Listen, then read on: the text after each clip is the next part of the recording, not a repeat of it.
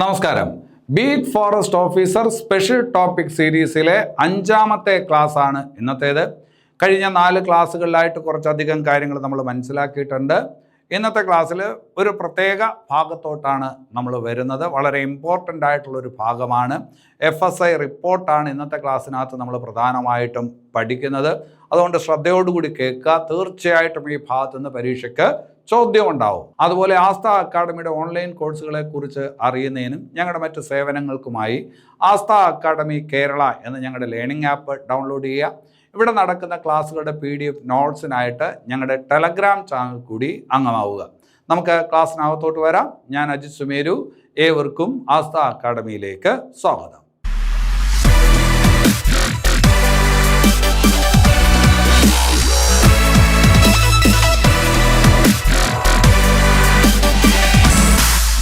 ശരി, അപ്പം നമുക്ക് ഇന്നത്തെ ക്ലാസ്സിലെ ആദ്യത്തെ പോയിന്റിലോട്ട് വരാം. ആരോഗ്യകരമായിട്ടുള്ള പരിസ്ഥിതി സന്തുലനത്തിന് ഒരു രാജ്യത്തിൻ്റെ ആകെ ഭൂവിസ്തൃതിയുടെ എത്ര ശതമാനം വനമായിരിക്കണം എന്നാണ് കണക്ക്? അറിയോ? 33%. എങ്ങനെയാണ് പറഞ്ഞത്? ആരോഗ്യകരമായിട്ടുള്ള പരിസ്ഥിതി സന്തുലനത്തിന് ഒരു രാജ്യത്തിൻ്റെ ആകെ ഭൂവിസ്തൃതിയുടെ 33% വനമായിരിക്കണം എന്നുള്ളതാണ് കണക്ക്. ഇന്ന് ലോകത്തിൻ്റെ ആകെ ഭൂവിസ്തൃതിയുടെ എത്ര ശതമാനമാണ് വനം എന്ന് ചോദിച്ചാൽ 31%. അതായത് ആവശ്യത്തിന് വനം ലോകത്ത് പൊതുവിലുണ്ട്, അല്ലേ? അപ്പോൾ ആരോഗ്യകരമായിട്ടുള്ള പരിസ്ഥിതി സന്തുലനത്തിന് ഒരു രാജ്യത്തിൻ്റെ ആകെ ഭൂവിസ്തൃതിയുടെ 33% വനമായിരിക്കണമെന്ന് കണക്ക്. ഇന്ന് ലോകത്ത് ആകെ ഭൂവിസ്തൃതിയുടെ 31% എന്തുണ്ട്? വനമുണ്ട്. ലോകത്തിൻ്റെ വനത്തിൻ്റെ കണക്ക് പറയുമ്പോൾ ഇന്ത്യയുടെ സ്ഥാനം എത്രാമതാണ്? ലോകത്തെ ആകെ വനവിസ്തൃതിയിൽ ഇന്ത്യയുടെ സ്ഥാനം എത്രാമതാണ് എന്ന് ചോദിച്ചാൽ ഇന്ത്യയുടെ സ്ഥാനം 9ാമതാണ്. നിങ്ങൾ പഠിച്ചുകൊണ്ടിരിക്കുന്ന പുസ്തകങ്ങളിലെല്ലാം ആ സ്ഥാനം 10 എന്നായിരിക്കും കൊടുത്തിരിക്കുന്നത്. പക്ഷേ 2025 ഒക്ടോബർ മാസത്തിൽ, ഒക്ടോബർ 20 ആയപ്പോഴേക്കും ഫുഡ് ആൻഡ് അഗ്രികൾച്ചർ ഓർഗനൈസേഷൻ്റെ ഒരു റിപ്പോർട്ട് വന്നു. ആ റിപ്പോർട്ട് പ്രകാരം ലോകത്തിൻ്റെ ആകെ വനവിസ്തൃതി, ആ വനവിസ്തൃതിയുമായിട്ട് താരതമ്യം ചെയ്യുമ്പോൾ ഇന്ത്യയുടെ സ്ഥാനം നേരത്തെ 10 അതിപ്പോൾ 9 മെച്ചപ്പെട്ടിട്ടുണ്ട്. അപ്പോൾ ഏറ്റവും കൂടുതൽ വനവിസ്തൃതിയുള്ള ലോകത്തെ 9ാമത് രാജ്യമാണ് ഇന്ത്യ. വനവിസ്തൃതിയിൽ ലോകത്ത് ഏറ്റവും മുന്നിട്ട് നിൽക്കുന്ന രാജ്യം ഏത് എന്ന് ചോദിച്ചാൽ സംശയമില്ല, നിങ്ങൾക്കറിയാം, അത് റഷ്യയാണ്. വനവിസ്തൃതിയിൽ ലോകത്ത് ഏറ്റവും മുന്നിട്ട് നിൽക്കുന്ന രാജ്യം ഏതാണ്? റഷ്യയാണ്. അതുപോലെ വനവിസ്തൃതിയിൽ ഏറ്റവും മുന്നിട്ട് നിൽക്കുന്ന ഏഷ്യയിലെ രാജ്യം ഏതെന്ന് ചോദിച്ചാൽ ചൈനയാണ്. അപ്പോൾ പറഞ്ഞത് ഫുഡ് ആൻഡ് അഗ്രികൾച്ചർ ഓർഗനൈസേഷൻ്റെ ഏറ്റവും പുതിയ റിപ്പോർട്ടുകൾ പ്രകാരം ലോകത്ത് വനവിസ്തൃതിയിൽ ഇന്ത്യയുടെ സ്ഥാനം എത്രാമതാണ് എന്ന് ചോദിച്ചാൽ 10 എന്നുള്ളത് വെട്ടിത്തിരുത്തി എഴുതണം. എത്രയാണ്? 9ാമതാണ്. വനവിസ്തൃതിയിൽ 1ാം സ്ഥാനത്തുള്ള രാജ്യം റഷ്യയാണ്. വനവിസ്തൃതിയിൽ 1ാം സ്ഥാനത്തുള്ള ഏഷ്യൻ രാജ്യം ഏതെന്ന് ചോദിച്ചാൽ അത് ചൈനയാണ്. അപ്പോൾ ആ കാര്യം അവിടെ ഓർക്കണം. ഇനി അത് കഴിഞ്ഞിട്ട് വേറൊരു ഭാഗത്തോട്ട് വരാം. ഫുഡ് ആൻഡ് അഗ്രികൾച്ചർ ഓർഗനൈസേഷൻ്റെ റിപ്പോർട്ട് പ്രകാരം 2010-2020 ഒരു 10 വർഷം, അല്ലേ? 2010-2020 കാലയളവിൽ ലോകത്തെ ഏറ്റവും കൂടുതൽ വനാവരണം മെച്ചപ്പെടുത്തിക്കൊണ്ടിരിക്കുന്ന രാജ്യങ്ങളുടെ പട്ടിക എടുത്താൽ ആ പട്ടികയിൽ 3ാമത്തെ സ്ഥാനമാണ് ഇന്ത്യക്കുള്ളത്. 1ാം സ്ഥാനത്ത് ചൈനയാണ്, 2ാം സ്ഥാനത്ത് ഓസ്ട്രേലിയയാണ്, 3ാം സ്ഥാനത്ത് ഇന്ത്യയാണ്. അപ്പോൾ പറഞ്ഞ കാര്യം ഇതാണ്, നിലവിൽ ആകെ വനവിസ്തൃതിയിൽ ഇന്ത്യയുടെ സ്ഥാനം ലോകത്ത് 9ാമതാണ്. പക്ഷെ വളരെ വേഗം വനാവരണം മെച്ചപ്പെടുത്തിക്കൊണ്ടിരിക്കുന്ന രാജ്യങ്ങളുടെ പട്ടികയിൽ ഇന്ത്യയുടെ സ്ഥാനം ചൈനയ്ക്കും ഓസ്ട്രേലിയക്കും പിറകിൽ 3ാമതാണ്. ശ്രദ്ധിച്ച് വയ്ക്കണം. ഇനി അത് കഴിഞ്ഞിട്ട് ഒരു റിപ്പോർട്ടിലോട്ട് വരാം. India state of forest report.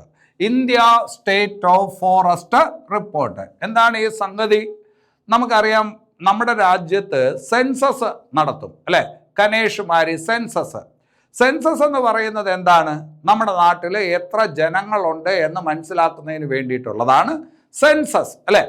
അതുപോലെ നമ്മുടെ രാജ്യത്ത് എത്രത്തോളം വനമുണ്ട്, എത്രത്തോളം വൃക്ഷാവരണമുണ്ട് എന്ന് കണക്കാക്കുന്നതിന് വേണ്ടിയിട്ടുള്ള ഒരു സംവിധാനമുണ്ട്. അതാണ് India state of forest report. ഇത് തയ്യാറാക്കുന്നത് ആര് എന്ന് പരീക്ഷയ്ക്ക് ചോദിച്ചിട്ടുണ്ട്. Forest survey of India. Forest survey of India എന്ന് പറയുന്ന ഒരു സ്ഥാപനത്തെക്കുറിച്ച് അറിയാമല്ലോ.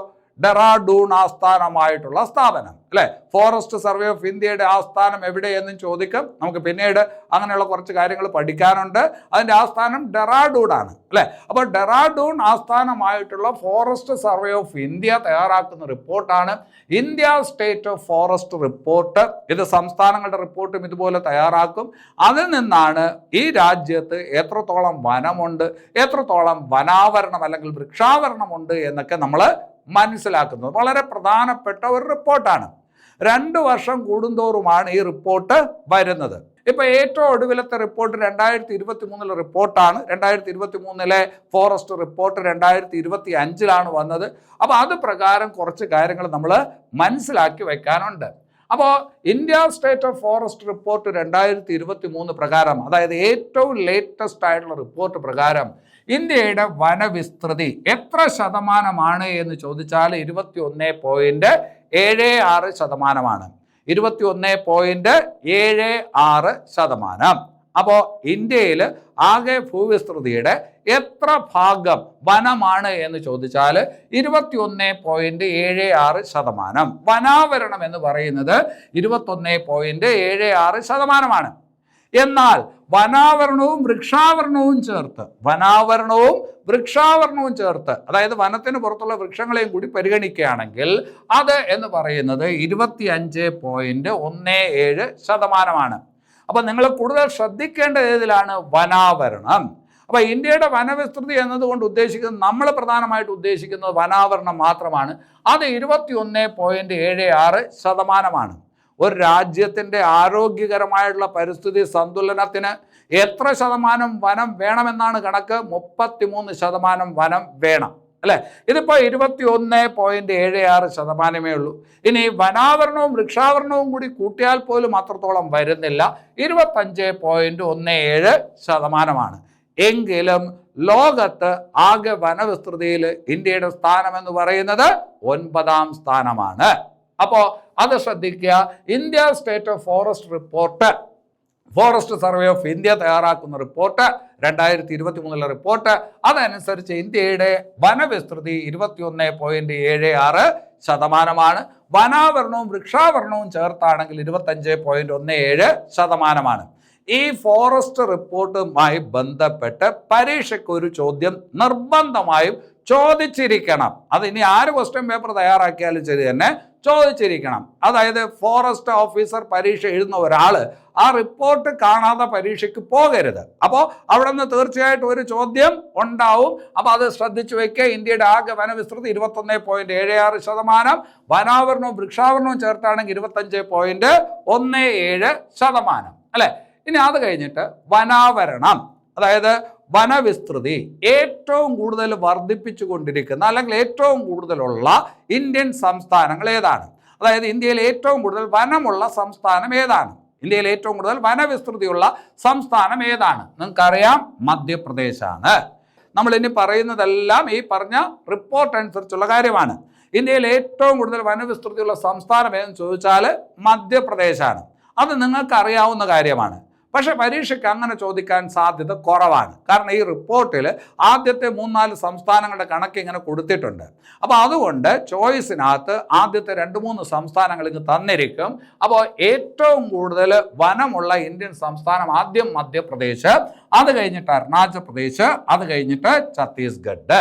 അപ്പോൾ ഇന്ത്യയിൽ ഏറ്റവും കൂടുതൽ വനവിസ്തീർണമുള്ള വനാവരണമുള്ള സംസ്ഥാനങ്ങൾ ഏതൊക്കെയെന്ന് ചോദിച്ചാൽ ആദ്യം മധ്യപ്രദേശ്, അടുത്തത് അരുണാചൽ പ്രദേശ്, അടുത്തത് ഛത്തീസ്ഗഡ്. ഇനി അത് കഴിഞ്ഞിട്ട് വേറൊരു കണക്കാണ് വനാവരണവും വൃക്ഷാവരണവും കണക്കിലെടുത്താൽ, വനാവരണത്തിന് പുറമെ വൃക്ഷാവരണവും കൂടി കണക്കിലെടുത്താൽ ഏറ്റവും കൂടുതൽ വനാവരണവും വൃക്ഷാവരണവുമുള്ള ഇന്ത്യൻ സംസ്ഥാനങ്ങൾ ഏതൊക്കെയെന്ന് ചോദിച്ചാൽ നേരത്തെ പറഞ്ഞതിൽ ആദ്യത്തെ 2 സംസ്ഥാനങ്ങൾ ഇപ്പോഴും വരും. ഏതൊക്കെയാണ്? മധ്യപ്രദേശ് വരും, അരുണാചൽ പ്രദേശ് വരും, ഛത്തീസ്ഗഡിന്റെ സ്ഥാനത്ത് മഹാരാഷ്ട്ര വരും. അപ്പൊ നമ്മൾ പറഞ്ഞ കാര്യം എന്താണ്? ഏറ്റവും കൂടുതൽ വനവിസ്തീർണമുള്ള ഇന്ത്യൻ സംസ്ഥാനം നമുക്കറിയാം ഏതൊക്കെയാണ്? മധ്യപ്രദേശ് ഉണ്ട്, അരുണാചൽ പ്രദേശ് ഉണ്ട്, ഛത്തീസ്ഗഡ് ഉണ്ട്. അതേസമയം വനാവരണവും വൃക്ഷാവരണവും കൂടെ ചേർത്താണെങ്കിലോ ആദ്യത്തെ 2 സംസ്ഥാനങ്ങൾ അതുപോലെയുണ്ട്. ഛത്തീസ്ഗഡിന്റെ സ്ഥാനത്ത് ഏത് വന്നിട്ടുണ്ട്? മഹാരാഷ്ട്ര വന്നിട്ടുണ്ട്. അപ്പൊ അങ്ങനെയും ഒരു കണക്ക് പറയും. ഇനി അത് കഴിഞ്ഞിട്ട് മറ്റൊരു പോയിന്റിലോട്ട്, വനവിസ്തൃതിയിൽ വളരെയധികം വർധനവുണ്ടാക്കിയ സംസ്ഥാനം. കഴിഞ്ഞ ഈ പറഞ്ഞ റിപ്പോർട്ടിനെ അപേക്ഷിച്ച് ഈ പറഞ്ഞ സമയത്ത് ഏറ്റവും കൂടുതൽ വനവിസ്തൃതിയിൽ വർധനവുണ്ടാക്കിയ സംസ്ഥാനം ഏതെന്ന് ചോദിച്ചാൽ മിസോറാമാണ്. അതായത് പഴയതിനേക്കാൾ കൂടുതൽ വനവിസ്തീർണം ഇപ്പോൾ എവിടെ കൂടിയിട്ടുണ്ട്? മിസോറാമിൽ കൂടിയിട്ടുണ്ട്. അപ്പോൾ 2023 ഇന്ത്യ ഫോറസ്റ്റ് സർവേ റിപ്പോർട്ട് പ്രകാരം വനവിസ്തൃതി ഏറ്റവും കൂടുതൽ വർദ്ധിച്ചത് ഏത് സംസ്ഥാനത്താണ്? വനവിസ്തീർണം ഏറ്റവും കൂടുതലുള്ള സംസ്ഥാനം ഏതെന്നല്ല, റിപ്പോർട്ട് പ്രകാരം ഏറ്റവും കൂടുതൽ വനവിസ്തൃതി വർദ്ധിച്ച സംസ്ഥാനം മുൻകാലങ്ങളെ അപേക്ഷിച്ച് എന്നുള്ളതാണ് ചോദ്യം. ഏതാണ്? മിസോറാം. പിന്നെ അത് കഴിഞ്ഞിട്ട് ഗുജറാത്ത്, ഒഡീഷ. ആദ്യം ഒന്ന് പഠിച്ചു വയ്ക്കാനെങ്കിലും ശ്രമിക്കുക, മിസോറാം. അപ്പോൾ ഈ അടുത്ത കാലത്ത് ഏറ്റവും കൂടുതൽ ഇന്ത്യയിൽ വനവിസ്തീർണം വർദ്ധിപ്പിച്ച സംസ്ഥാനം ഏതെന്ന് ചോദിച്ചാൽ മിസോറാമാണ്. തൊട്ട് പിറകിൽ ഗുജറാത്ത് ഉണ്ട്, പിന്നെ അത് കഴിഞ്ഞിട്ട് ഒഡീഷയും ഉണ്ട്. ശരി, ഇനി അത് കഴിഞ്ഞിട്ട് അടുത്ത ഒരു ചോദ്യത്തിലോട്ട്, വനാവരണത്തിന്റെയും വൃക്ഷാവരണത്തിന്റെയും വിസ്തൃതിയിൽ വർധനവ്. നേരത്തെ പറഞ്ഞത് വനാവരണത്തിൽ മാത്രം പെട്ടെന്ന് വർധനവുണ്ടാക്കിയ സംസ്ഥാനമാണ് മിസോറാം എന്ന് പറഞ്ഞു. അതേസമയം വനാവരണവും വൃക്ഷാവരണവും കൂട്ടി ഏറ്റവും കൂടുതൽ വിസ്തൃതി വർധനവുണ്ടാക്കിയ സംസ്ഥാനം ഏതെന്ന് ചോദിച്ചാൽ അത് ഛത്തീസ്ഗഡ് ആണ്. ഏത് സംസ്ഥാനമാണ്? ഛത്തീസ്ഗഡ് ആണ്. തൊട്ട് പുറകിൽ ഉത്തർപ്രദേശും ഒഡീഷയും ഉണ്ട്. ഇവിടെ ഏതെങ്കിലും ഒരു സംസ്ഥാനം പഠിക്കാനായിട്ട് ശ്രമിച്ചാൽ മതി. വനവിസ്തൃതിയിൽ കൂടുതൽ വർധനവുണ്ടാക്കിയ സംസ്ഥാനം മിസോറാം. വനാവരണവും വൃക്ഷാവരണവും കൂടി ചേർക്കുമ്പോൾ ഏറ്റവും കൂടുതൽ വിസ്തൃതി ഉണ്ടാക്കിയ സംസ്ഥാനം ഏതെന്ന് ചോദിച്ചാൽ ഛത്തീസ്ഗഡ്. വനവിസ്തൃതി ഏറ്റവും കൂടുതൽ എവിടെയും ചോദിച്ചാൽ മധ്യപ്രദേശ്, അല്ലെ? മധ്യപ്രദേശ് ഉണ്ട്, അരുണാചൽ പ്രദേശ് ഉണ്ട്. പിന്നെ അത് കഴിഞ്ഞിട്ട് അവിടെ വേറൊരു കാര്യം കൂടി നമ്മൾ പഠിച്ചു, അത് ഛത്തീസ്ഗഡ് ആണ്, അല്ലെ? അപ്പൊ അത് ശ്രദ്ധിച്ച് വയ്ക്കുക.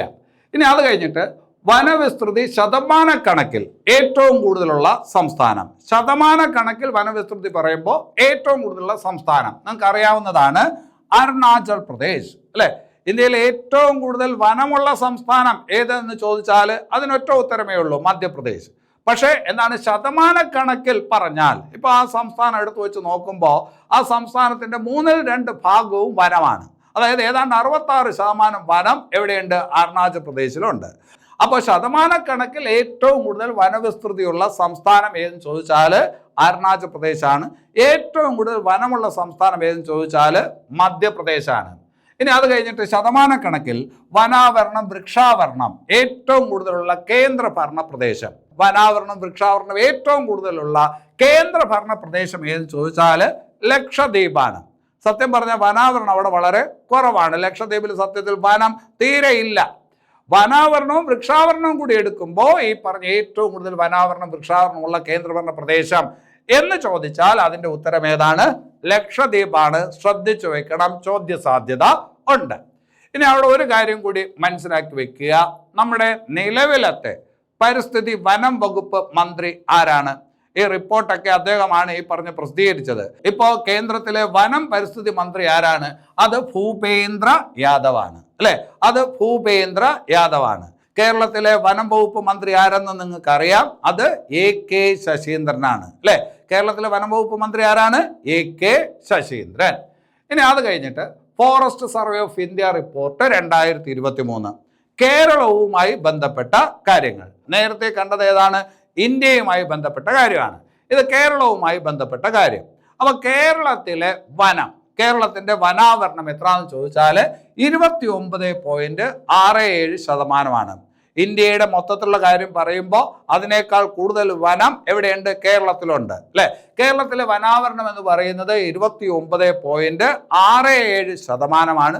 പക്ഷേ വനാവരണവും വൃക്ഷാവരണവും കൂടെ കൂട്ടുമ്പോൾ 56.78%. വനാവരണവും വൃക്ഷാവരണവും കൂടെ ചേർത്ത്, അല്ലെ? അപ്പൊ വനാവരണം എത്ര? ഏതാണ്ട് 30% എത്തുന്നു, അല്ലെ? 29.67% കേരളത്തിലെ വനാവരണം. അതേസമയം വനാവരണവും വൃക്ഷാവരണവും ചേർത്തിട്ടാണെങ്കിൽ 56.78%. ശ്രദ്ധിച്ചു വയ്ക്കണം, അത് നിങ്ങൾ ബൈഹാർട്ട് ചെയ്തേ പറ്റൂ, പരീക്ഷയ്ക്ക് ചോദിക്കും. ഇവിടെ വേറൊരു കാര്യമുള്ളത്, കേരളത്തിലെ വനവിസ്തീർണം വർദ്ധിച്ചിട്ടുണ്ടോ? പുതിയ റിപ്പോർട്ട് പ്രകാരം മുൻകാലങ്ങളിലെ അപേക്ഷിച്ച് വനവിസ്തീർണം വർദ്ധിച്ചിട്ടുണ്ടോ എന്ന് ചോദിച്ചാൽ തീർച്ചയായിട്ടും വർദ്ധിച്ചിട്ടുണ്ട്. 806.36 ചതുരശ്ര കിലോമീറ്റർ വനവിസ്തീർണം എന്ത് ചെയ്തിട്ടുണ്ട്? വർദ്ധിച്ചിട്ടുണ്ട്. നേരത്തെ ഇന്ത്യയുടെ കാര്യം പറയുമ്പോഴും വനവിസ്തീർണം എന്ത് ചെയ്തിട്ടുണ്ട്?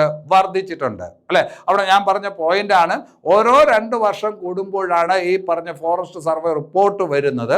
ആ റിപ്പോർട്ട് അനുസരിച്ച് ഇന്ത്യയിൽ വനവിസ്തീർണം വർദ്ധിക്കുന്നുണ്ട്, കേരളത്തിലും വനവിസ്തീർണം വർദ്ധിക്കുന്നുണ്ട്. കേരളത്തിലെ കഴിഞ്ഞ റിപ്പോർട്ടിനെ അപേക്ഷിച്ച് ഈ റിപ്പോർട്ടിൽ എത്ര കൂടിയിട്ടുണ്ട് എന്ന് ചോദിച്ചാൽ 806.36 ചതുരശ്ര കിലോമീറ്റർ വനഭൂമി എന്ത് ചെയ്തിട്ടുണ്ട്? കൂടിയിട്ടുണ്ട് എന്നുള്ള കാര്യം ശ്രദ്ധിച്ച് വയ്ക്കുക. ഇനി ഈ പറഞ്ഞ forest survey of India report അതനുസരിച്ച് കേരളത്തിൽ ഏറ്റവും കൂടുതലുള്ളത് ഏത് തരത്തിലുള്ള വനങ്ങളാണ് എന്ന് ചോദിച്ചാൽ തുറന്ന വനങ്ങളാണ്. ഏത് തരത്തിലുള്ള വനങ്ങളാണ്? തുറന്ന വനങ്ങളാണ്.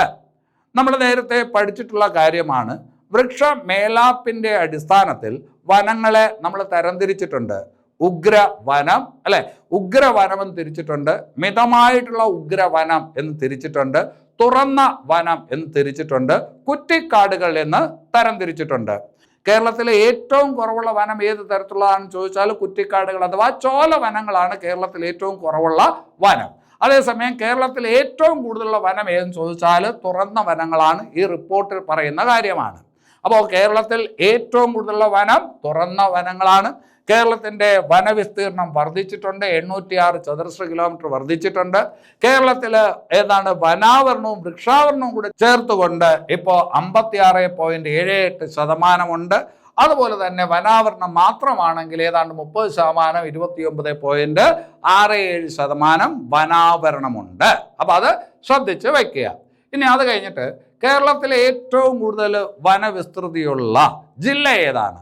കേരളത്തിലെ ഏറ്റവും കൂടുതൽ വനവിസ്തൃതിയുള്ള ജില്ല അല്ലെങ്കിൽ വനം കൂടുതലുള്ള ജില്ല ഏത് എന്ന് ചോദിച്ചാൽ നമുക്കറിയാതെ ഇടുക്കിയാണ് അല്ലെ? ഇടുക്കി കഴിഞ്ഞാൽ റിപ്പോർട്ട് പ്രകാരം മലപ്പുറമാണ്, മലപ്പുറം കഴിഞ്ഞാൽ പാലക്കാടാണ്. കേരളത്തിലെ ഏറ്റവും കൂടുതൽ വനവിസ്തൃതിയുള്ള ജില്ലകൾ ഏതൊക്കെയെന്ന് ചോദിച്ചാൽ 1-ാം സ്ഥാനത്ത് ഇടുക്കിയാണ്, 2-ാം സ്ഥാനത്ത് മലപ്പുറമാണ്, 3-ാം സ്ഥാനത്ത് ഏതാണ്? പാലക്കാടാണ്. എന്നാൽ നിങ്ങൾക്കറിയാവുന്ന കാര്യമാണ്, ഏറ്റവും കൂടുതൽ ശതമാനം വനമുള്ള ജില്ല ഏതെന്ന് ചോദിച്ചാൽ വയനാടാണ്. ഏറ്റവും കൂടുതൽ ശതമാനം വനമുള്ള ജില്ല ഏതെന്ന് ചോദിച്ചാൽ വയനാടാണ്. വനമില്ലാത്ത ജില്ല ഏതെന്ന് ചോദിച്ചാൽ ആലപ്പുഴയാണ് അല്ലെ? വനമില്ലാത്ത ജില്ല ആലപ്പുഴ. നമ്മൾ നേരത്തെ വേറൊരു കാര്യം പഠിച്ചിട്ടുണ്ട്, പശ്ചിമഘട്ടം കടന്നു പോകാത്ത കേരളത്തിലെ ഒരു ജില്ലയാണ് ആലപ്പുഴ എന്നും പഠിച്ചിട്ടുണ്ട്. അപ്പോൾ കേരളത്തിൽ ഏറ്റവും കൂടുതൽ വനമുള്ള ജില്ലകളാണ് ഒന്ന് ഇടുക്കി, വേറൊന്ന് മലപ്പുറം, വേറൊന്ന് പാലക്കാട്. ഏറ്റവും കൂടുതൽ ഇടുക്കി. പക്ഷെ ശതമാന കണക്കിൽ പറയുമ്പോൾ ഇന്ത്യയുടെ കാര്യത്തിൽ മധ്യപ്രദേശിലാണ് വനം കൂടുതലെന്ന് പറഞ്ഞു, ശതമാന കണക്കിൽ അത് അരുണാചൽ പ്രദേശാണെന്ന് പറഞ്ഞു അല്ലെ? അതുപോലെ ശതമാന കണക്കിൽ വനം പറയുമ്പോൾ ഏറ്റവും കൂടുതൽ ശതമാനം വനമുള്ള ജില്ല എന്ന് പറയുന്നത് വയനാടാണ്. വനം ഏറ്റവും കുറവുള്ള ജില്ല എന്ന് പറയുന്നത് ആലപ്പുഴയാണ്, അല്ലെങ്കിൽ വനമില്ലാത്ത ജില്ല ആലപ്പുഴയാണ്. ഇനി അത് കഴിഞ്ഞിട്ട് ഈ റിപ്പോർട്ട് പ്രകാരം കേരളത്തിൽ ഏറ്റവും കൂടുതൽ റിസർവ് വനമുള്ള ജില്ല ഏത്? പത്തനംതിട്ട അല്ലെ? ഈ റിപ്പോർട്ട് പ്രകാരം കേരളത്തിൽ ഏറ്റവും കൂടുതൽ റിസർവ് വനമുള്ള ജില്ല നമുക്കറിയാവുന്ന കാര്യമാണ്, പത്തനംതിട്ടയാണ്. അതുപോലെ ഏറ്റവും കൂടുതൽ വനമുള്ള ഫോറസ്റ്റ് സർക്കിൾ ഏതാണ് അല്ലെ?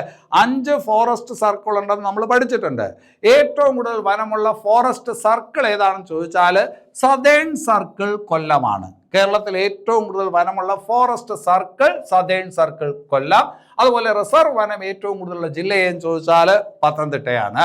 ഇനി അത് കഴിഞ്ഞിട്ട് ഏറ്റവും വലിയ വനം ഡിവിഷൻ, കേരളത്തിലെ ഏറ്റവും വലിയ വനം ഡിവിഷൻ നമ്മൾ പഠിച്ചിട്ടുണ്ട്, റാന്നിയാണ്. ഈ റിപ്പോർട്ടിൽ പറയുന്ന കാര്യങ്ങളാണ്.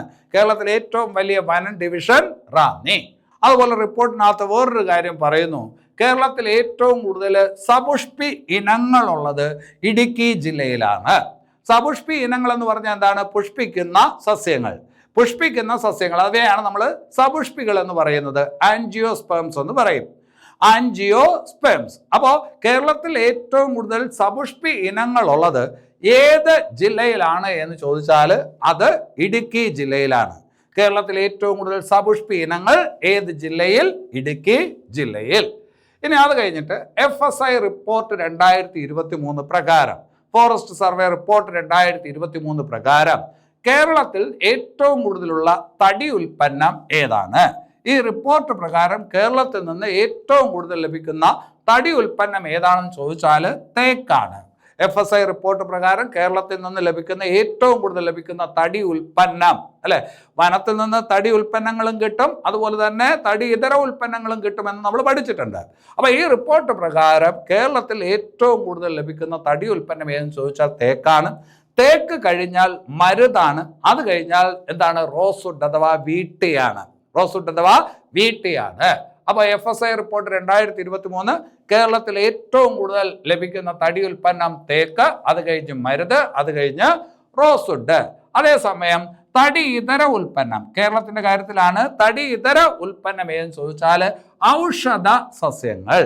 FSI റിപ്പോർട്ട് 2023 അത് പ്രകാരം കേരളത്തിൽ ഏറ്റവും കൂടുതൽ ലഭിക്കുന്ന തടി ഇതര ഉൽപ്പന്നം ഏതെന്ന് ചോദിച്ചാൽ ഔഷധ സസ്യങ്ങൾ. ഔഷധ സസ്യങ്ങൾ. ഇനി അത് കഴിഞ്ഞിട്ട് FSI റിപ്പോർട്ട് 2023 അതിൽ പറയുന്നുണ്ട് കേരളത്തിൽ ഏറ്റവും കൂടുതൽ കാവുകളുള്ളത് എവിടെയാണ് എന്ന് ചോദിച്ചാൽ ആലപ്പുഴ. കേരളത്തിൽ ഏറ്റവും കൂടുതൽ കാവുകൾ, അല്ലെ, വനമില്ല ആലപ്പുഴയിൽ, പശ്ചിമഘട്ടം കടന്നു പോകുന്നില്ല ആലപ്പുഴയിൽ. പക്ഷേ FSI റിപ്പോർട്ട് 2023 പ്രകാരം ഏറ്റവും കൂടുതൽ കാവുകൾ, സേക്രഡ് ഗ്രോവ് എന്ന് പറയും, സേക്രഡ് ഗ്രോവ് കാവുകൾ ഏറ്റവും കൂടുതലുള്ള ജില്ലയെന്ന് ചോദിച്ചാൽ അത് ആലപ്പുഴയാണ്. അപ്പോൾ FSI റിപ്പോർട്ടുമായി ബന്ധപ്പെട്ട ഇത്രയും കാര്യങ്ങൾ ശ്രദ്ധിച്ചു വയ്ക്കുക. ഇവിടെ നിന്ന് എന്തായാലും പരീക്ഷയ്ക്ക് ചോദ്യമുണ്ടാവും. ഇനി അത് കഴിഞ്ഞിട്ട് വേറൊരു ഭാഗത്തോട്ട് വരാം. എന്താണ് സിൽവി കൾച്ചർ? എന്താണ് സിൽവി കൾച്ചർ എന്ന് പറഞ്ഞാൽ അത് നിങ്ങൾക്ക് അറിയാവുന്ന കാര്യമാണ്. വനവൽക്കരണം, വനപരിപാലനം, അല്ലെ? വനവൽക്കരണം, വനപരിപാലനവുമായി ബന്ധപ്പെട്ടിരിക്കുന്ന ഒന്നാണ് ഏത്? സിൽവി കൾച്ചർ. ഇപ്പോൾ വനം വച്ച് പിടിപ്പിക്കുക എന്ന് പറയുന്നത് അത്ര എളുപ്പമുള്ള കാര്യമല്ല. കുറച്ച് വിത്തുകളോ തൈകളോ കൊണ്ടുവന്ന് നട്ടെന്ന് പറഞ്ഞുകൊണ്ട് ഈ പറഞ്ഞ വനവൽക്കരണം ആവത്തില്ല, വനമാകത്തില്ല. അതിന് പരിപാലനം വേണം. ആ പരിപാലനം, അതിന് വേണ്ടിയിട്ടുള്ള നടപടികളെയാണ് പൊതുവെ ഫോറസ്റ്റ് വർക്കിംഗ് പ്ലാൻ എന്ന് പറയുന്നത്. വനം വച്ച് പിടിപ്പിക്കുന്നതിന് വേണ്ടിയിട്ടുള്ള ആ പരിപാലന ശ്രമങ്ങൾ, അതിന് വേണ്ടിയിട്ടുള്ള ഒരു പദ്ധതി, അതിനെയാണ് പൊതുവെ എന്തെന്ന് പറയുന്നത്? ഫോറസ്റ്റ് വർക്കിംഗ് പ്ലാൻ എന്ന് പറയുന്നത്. അവിടെ പരീക്ഷയ്ക്ക് ചോദിക്കുന്ന ഒരു ചോദ്യമുണ്ട്, ഫോറസ്റ്റ് വർക്കിംഗ് പ്ലാന്റെ ഏറ്റവും കുറഞ്ഞ കാലാവധി എത്ര എന്ന് ചോദിച്ചാൽ ഫോറസ്റ്റ് വർക്കിംഗ് പ്ലാൻ എന്ന് പറയുമ്പോൾ കാലാവധി പറയുമ്പോൾ 10 വർഷം എന്നുള്ളതായിരിക്കും ചോയ്സിൽ ഉത്തരമായിട്ട് വരുന്നത്. ഫോറസ്റ്റ് വർക്കിംഗ് പ്ലാന്റെ കാലാവധി, അല്ലെ? അപ്പൊ സിൽവി കൾച്ചർ എന്ന് പറഞ്ഞാൽ വനവൽക്കരണമാണ്, വനപരിപാലനമാണ്. വനവൽക്കരണം എന്ന് പറയുമ്പോൾ അതിന് വേണ്ടിയിട്ട് എന്താണ്? ഒരു പദ്ധതി വേണം. അതാണ് ഈ പറഞ്ഞ ഫോറസ്റ്റ് വർക്കിംഗ് പ്ലാൻ. അപ്പോൾ ഒരു ഫോറസ്റ്റ് വർക്കിംഗ് പ്ലാൻ ഉണ്ടാക്കി ആ വനവൽക്കരണം നടത്തുന്നതിന് വേണ്ടിയിട്ട് ശ്രമിക്കും. ആ ഫോറസ്റ്റ് വർക്കിംഗ് പ്ലാന്റെ കുറഞ്ഞ കാലാവധിയാണ് ഈ പറയുന്നത് 10 വർഷം. 10 മുതൽ 20 വർഷം വരെയൊക്കെ ഈ പറഞ്ഞ ആ വർക്കിംഗ് പ്ലാന്റെ കാലാവധി നീട്ടാനൊക്കെ പറ്റും. അത്രത്തോളം ഉള്ളതൊക്കെ ഉണ്ട്. എങ്കിലും കുറഞ്ഞ കാലാവധിയാണ് ഈ പറഞ്ഞത് 10 വർഷം. Forest working plan previous question ആണ്. അപ്പൊ എന്താണ് സിൽവി കൾച്ചർ? അത് ഓൾറെഡി നിങ്ങൾക്ക് അറിയാം. ഫോറസ്റ്റ് വർക്കിംഗ് പ്ലാൻ അങ്ങനെ ഒരു സാധനം ഉണ്ടോ? ഉണ്ട്. അതിന്റെ കാലാവധി, കുറഞ്ഞ കാലാവധി എത്രയാണ്? 10 വർഷമാണ്. ഇനി അത് കഴിഞ്ഞിട്ട് നിങ്ങൾക്ക് അറിയാവുന്ന കാര്യമാണ്, വനം എന്ന് പറയുന്നത് ഏത് വിഷയത്തിലാണ് വരുന്നത്, അല്ലെങ്കിൽ ഏത് ലിസ്റ്റിലാണ് വരുന്നത്? കൺകറന്റ് ലിസ്റ്റ്, അല്ലെ? ഭരണഘടനയിൽ രാജ്യത്തിൻ്റെ ഭരണ സൗകര്യത്തിനായിട്ട് വിഷയങ്ങളെ തരംതിരിച്ചിട്ടുണ്ട്. ചിലത് കേന്ദ്ര ഗവൺമെൻറ് പൂർണ്ണ അധികാരത്തിൽ വരുന്നത്, ചിലത് സംസ്ഥാന ഗവൺമെൻറ്റിൻ്റെ പൂർണ്ണ അധികാരത്തിൽ വരുന്നത്, ചിലത് 2 കൂട്ടർക്കും തുല്യ അവകാശമുള്ളത്. ആ 2 കൂട്ടർക്കും തുല്യ അവകാശമുള്ളതാണ് ഈ പറഞ്ഞ കൺകറന്റ് ലിസ്റ്റിൽ വരുന്നത്. കേന്ദ്രത്തിന് മാത്രം അധികാരമുള്ളത് യൂണിയൻ ലിസ്റ്റിൽ വരും, സംസ്ഥാനങ്ങൾക്ക് മാത്രം എക്സ്ക്ലൂസീവ് ആയിട്ടുള്ള അധികാരം വരുന്നത് സ്റ്റേറ്റ് ലിസ്റ്റിൽ വരും. 2 കൂട്ടർക്കും തുല്യ അധികാരമുള്ളത് കൺകറന്റ് ലിസ്റ്റിൽ വരും. നിങ്ങൾക്കറിയാം, വിദ്യാഭ്യാസം കൺകറന്റ് ലിസ്റ്റിലാണ് എന്ന് നിങ്ങൾ പഠിച്ചിട്ടുണ്ട്. അതുപോലെ വനം ഏത് ലിസ്റ്റിൽ പെടും എന്ന് ചോദിച്ചാൽ വനം കൺകറന്റ് ലിസ്റ്റിലാണ്. നേരത്തെ ഇത് കൺകറന്റ് ലിസ്റ്റിലല്ലായിരുന്നു, സ്റ്റേറ്റ് ലിസ്റ്റിലായിരുന്നു, സംസ്ഥാന ലിസ്റ്റിലായിരുന്നു വനം വന്നിരുന്നത്. പിന്നീടാണ് ഇതിനെ ഏതിലോട്ട് മാറ്റിയത്? കൺകറന്റ് ലിസ്റ്റിലോട്ട് മാറ്റിയത്. അപ്പോൾ വനത്തിനെ കൺകറന്റ് ലിസ്റ്റിലോട്ട് മാറ്റണമെങ്കിൽ ഭരണഘടനയിൽ തിരുത്ത് വേണം. അതിനെയാണ് നമ്മൾ ഭരണഘടനാ ഭേദഗതി എന്ന് പറയുന്നത്. അപ്പോൾ ഏത് ഭരണഘടനാ ഭേദഗതി പ്രകാരമാണ് വനത്തിനെ കൺകറന്റ് ലിസ്റ്റിൽ ഉൾക്കൊള്ളിച്ചത് എന്ന് ചോദിച്ചാൽ 42ാം ഭേദഗതി. 42-ാം ഭേദഗതി 1976. നിങ്ങൾക്കറിയാവുന്ന കാര്യമാണ് അല്ലെ. നമ്മുടെ ആമുഖം ഒരിക്കൽ മാത്രമേ തിരുത്തപ്പെട്ടിട്ടുള്ളൂ എന്ന് നിങ്ങൾക്കറിയാം. ആ ആമുഖത്തിൽ ആ തിരുത്തിലൂടെ സോഷ്യലിസ്റ്റ്, സെക്കുലർ, ഇന്റഗ്രിറ്റി പോലുള്ള വാക്കുകൾ ആഡ് ചെയ്തിട്ടുണ്ട്. 3 വാക്കുകളാണ് പ്രിയാമ്പിളിൽ 42-ാം ഭേദഗതി പ്രകാരം ആഡ് ചെയ്തത്.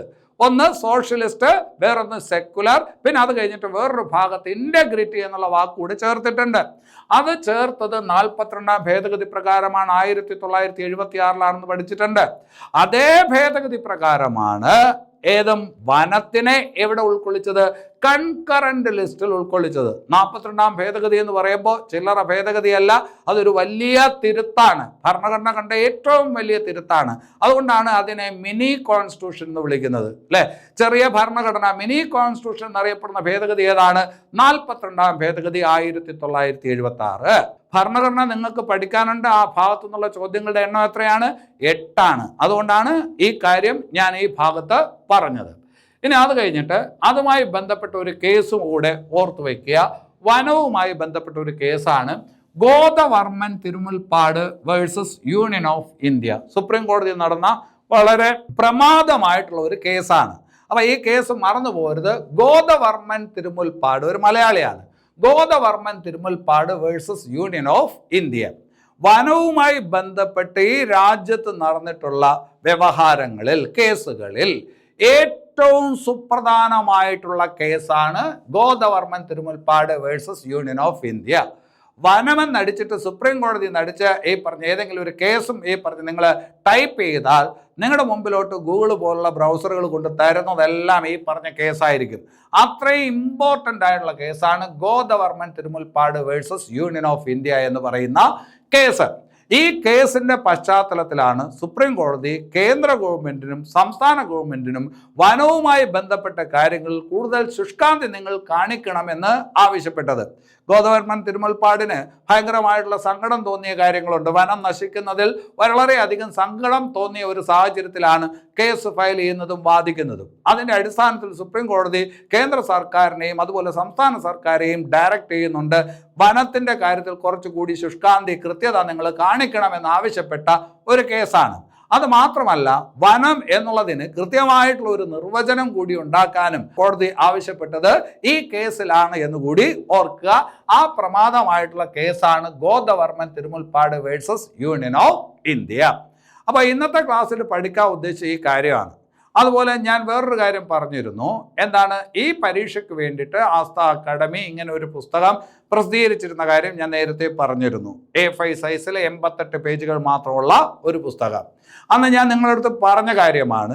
ഇനി ഒരു ക്ലാസ് നടക്കുമ്പോൾ ഈ പരസ്യം ചെയ്യുന്ന സമയത്ത് അന്ന് പുസ്തകം ഉണ്ടാവത്തില്ല എന്ന് പറഞ്ഞിരുന്നു. അതുപോലെ തന്നെയാണ് ഇപ്പോൾ പുസ്തകം ഒന്നും തന്നെ സ്റ്റോക്കില്ല.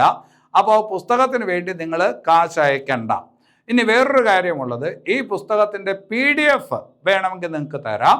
അത് ഈ പറഞ്ഞ 30 രൂപ തന്നാൽ PDF നിങ്ങൾക്ക് തരാനായിട്ട് പറ്റും. പുസ്തകത്തിൻ്റെ PDF ആണ്. അപ്പോൾ അത് വേണമെങ്കിൽ ഈ പറഞ്ഞ നമ്പറിലോട്ട് ഒന്ന് വിളിക്കുക, അല്ലെങ്കിൽ എന്ത് ചെയ്താൽ മതി, മെസ്സേജ് ചെയ്താൽ മതി. ഞങ്ങൾ നിങ്ങളെ തിരിച്ച് കോൺടാക്ട് ചെയ്യാം.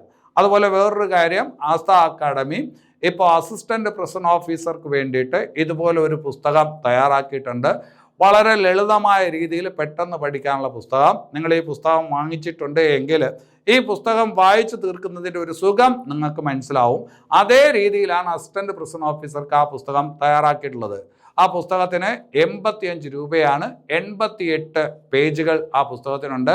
എത്രയും പെട്ടെന്ന് ആവശ്യക്കാർ അസിസ്റ്റന്റ് പ്രസന്റ് ഓഫീസർ പുസ്തകം വേണമെങ്കിൽ ഇതേ നമ്പറിൽ തന്നെ ഒന്ന് വിളിക്കുക.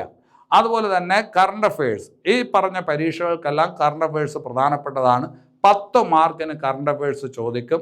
ഒക്ടോബർ മാസത്തിലെ കറണ്ട് അഫയേഴ്സ് വരെ ഉൾക്കൊള്ളിച്ചുകൊണ്ട് ഏറ്റവും ലേറ്റസ്റ്റ് ആയിട്ടുള്ള ഒരു എഡിഷൻ ഇപ്പോൾ വന്നിട്ടുണ്ട്. ആ പുസ്തകം നിങ്ങൾക്ക് തരാം. 130 രൂപയാണ് ആ പുസ്തകത്തിൻ്റെ വില. അപ്പോൾ ഇതിനെക്കുറിച്ച് അറിയണമെങ്കിൽ ഈ നമ്പറിലോട്ട് വിളിക്കുക. അപ്പോൾ എന്തായാലും നമ്മൾ ഇന്നത്തെ ക്ലാസ്സിനകത്ത് കുറച്ച് കാര്യങ്ങൾ പഠിച്ചു. ഞാനൊരു കാര്യം നിങ്ങളുടെ അടുത്ത് നേരത്തെ പറഞ്ഞിട്ടുണ്ട്. ഈ ടോപ്പിക്ക് ഞാൻ എന്തായാലും കംപ്ലീറ്റ് ചെയ്യും. അതിനകത്ത് നിങ്ങൾക്ക് യാതൊരുവിധ സംശയവും വേണ്ട. വളരെ പെട്ടെന്ന് തന്നെ ഈ ടോപ്പിക്ക് കംപ്ലീറ്റ് ചെയ്യും. അപ്പോൾ നിങ്ങളുടെ കയ്യിൽ പുസ്തകം ഉണ്ടെങ്കിൽ പുസ്തകം നോക്കിക്കൊണ്ടിരിക്കുക, ഇത് കേട്ടുകൊണ്ടിരിക്കുക. പെട്ടെന്ന് പഠിച്ചു തീർക്കാനായിട്ട് പറ്റും. അപ്പോൾ അടുത്ത ക്ലാസ്സിൽ വീണ്ടും കാണാം. എല്ലാവർക്കും നല്ലത് വരട്ടെ. നന്ദി.